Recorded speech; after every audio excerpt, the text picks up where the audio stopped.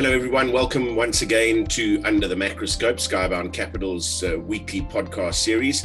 And our chief strategist in the London office, Jabir Sadawala, is back with us again. And Jabir, grabbing the headlines all over the UK. I'm here at the moment myself, and not far from Glasgow, actually, where COP26 has been taking place.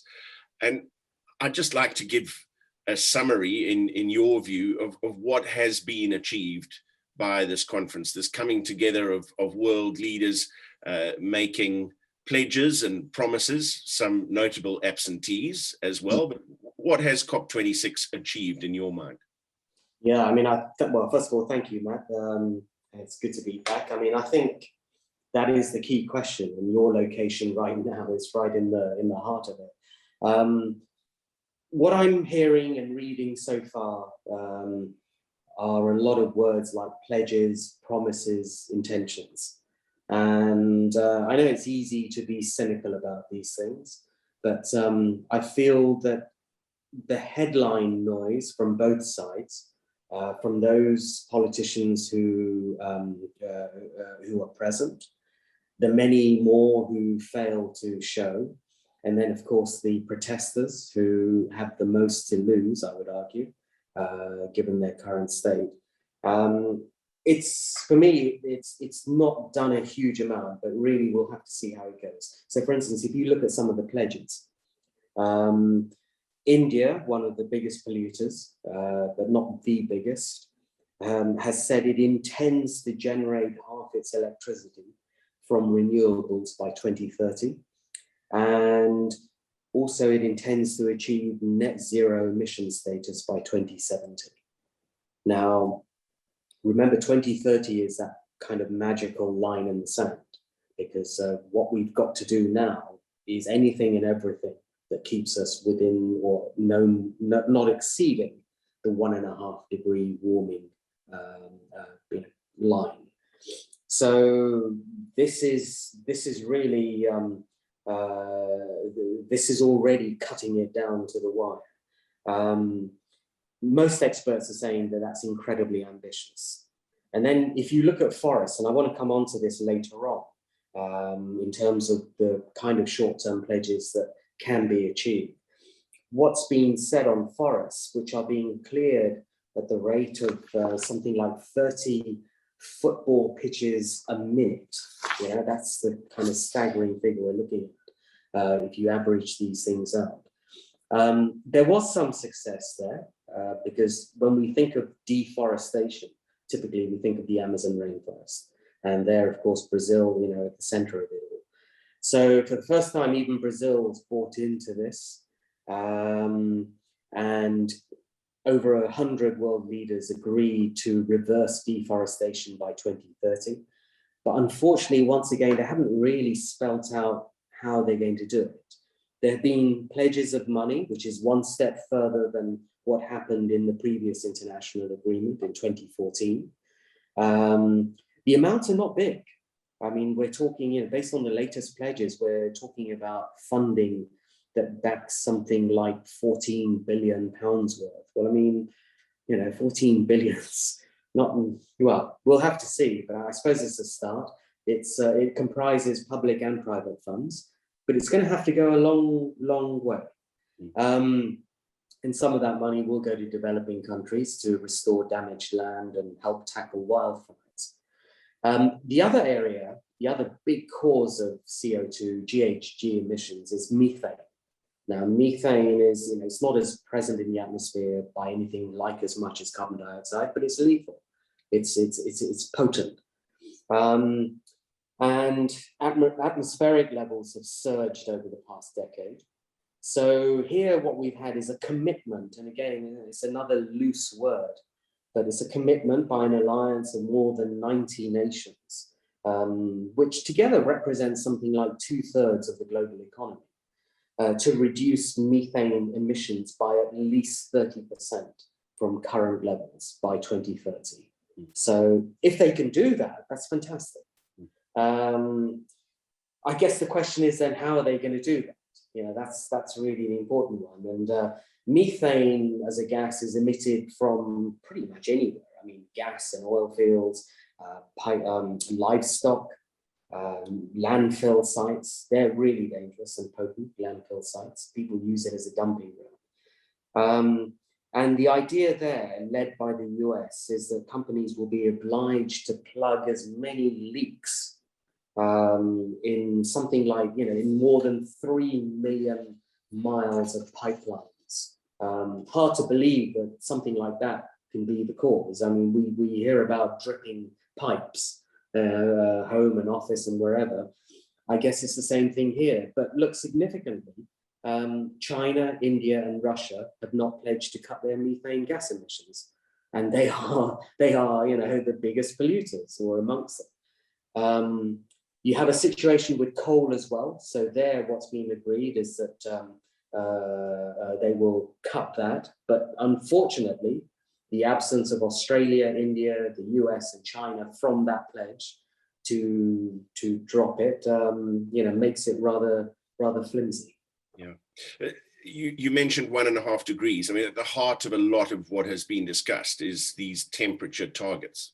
Yeah. And listening to you, you sound skeptical that this can be achieved based on scientific research that you studied. So what does this mean practically? What has to happen for these targets to be reached? Yeah, exactly. I mean, that really is the nub of it. I'm skeptical, I'm worried, and I'm frustrated. Skeptical because all I hear are words like intentions and pledges. Worried because time is running out. We've seen the damage that's been inflicted upon us just from a potential 1.5 degree warming. So now, to put some flesh on that, scientists have evaluated. This is the Climate Action Tracker Group, and they've evaluated what's come out of COP26. And they're saying we're not going to make it, that, we're on course for 2.4 degree warming. Well, look at the damage that's been inflicted on the planet just from 1.5. And if we're going to bust that and go to 2.4, at the extreme end, we're talking 2.7. The best case scenario, if countries do meet their targets, is that we might be able to keep that down to 1.8. But it's still above the 1.5. So it's worrying. It's worrying when you see what we have to go through around the world. I think the sad thing here is that for a lot of countries, for those, at least those who have bothered to attend, it's essentially just a way of papering over the cracks and just trying to conduct business as normal. Almost in a way, those that didn't attend have been brutally honest about it. Whether they go on and do their own thing, we'll have to see. But I think, like all world's problems, it's going to be left to the micro community to get on with it. And we know there are real efforts being made. And meanwhile, if you look at the firing line in terms of who's at risk here, we hear about the South Pacific Islands, where because of water levels rising, they are the first ones to potentially be taken out. And it's like their voices are just not even being heard. And so if the pledges are empty, which it sounds like you think they are, then what can be done? Yeah. Okay. So this is exactly it. And here I'm actually also very annoyed at the protesters, because they shout and scream. I'm not going to mention individual names. It wouldn't be right to do so. But I think, like all things, don't just talk about the problem, talk about what can be done. And we have the medium and long-term solutions, and we must proceed with that. But in the short term, nobody ever asks what can be done immediately or almost immediately, which for me is like within the next 12 to 24 months. So I'll give you an example. I'll just throw this out for good measure, particularly around forest or deforestation. We know we're losing the country or forest the size of Costa Rica every year. I mean, that's just the fact. Now, here's an example. 60% of all trees cut down every year goes to the paper industry. Why do we have paper in today's day and age? I mean, haven't people heard of online? I appreciate there are exceptions in the education sector, particularly at the junior primary level. You know, there is still a case for books. But there's no reason why people can't just migrate to online. We hear about newspaper circulation dwindling. You know, and this is an area where governments can force action. They can give for instance, I don't know if it's a fair figure, but they can give a year's notice to anybody who's in the paper, you know, publishing business and say, look, I'm really sorry, guys, but you're going to have to do something. By the way, that's 60% of tree population that's cut down every year.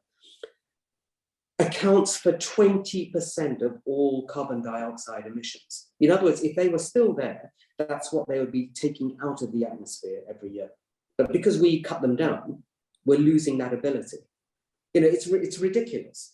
If you then throw into the mix furniture, and I know you and I have been having a discussion around this as a potential project because of what sounds potentially like an excellent idea. You know, land refill waste sites that I just mentioned, they can be used to reuse non-recyclable products. Furniture, another great example. You know, you throw that into the mix, the figure comes to 70 or 80% of all trees that are cut down. Now, these are all things that can be dealt with in the short term. No reason at all why it can't be done. And instantly you're looking at cutting CO2 emissions by minimum 20%. You know, by instantly, I mean over 1 or 2 years. And then suddenly we're much more back on course in terms of hitting that 1.5 degree target. And then there are micro examples of projects, whether it's just growing, cultivating things in the desert. You know, they do exist, but it's going to have to be at a micro level. I don't understand where these trillions are going. That's my problem. You know, I hear these massive figures and nobody's given me a breakdown as to where this money is going. Well, that's what we love about you on the podcast. You know, there's this cynicism followed by pragmatism and practicality. So this issue certainly is not going away.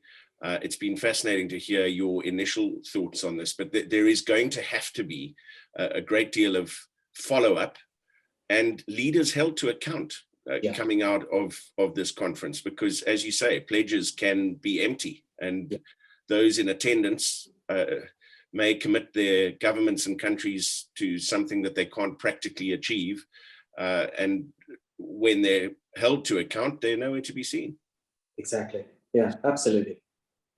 But we'll do our best in our little voice on the podcast to follow up on this and to keep a close eye on developments. Jabir, as always, great to have you on the podcast, Under the Macroscope. You can download it on Apple, Spotify, or the Google podcast platform for Android, and all past editions of Under the Macroscope available at www.skyboundcapital.com. Until next time on Under the Macroscope, have a great week.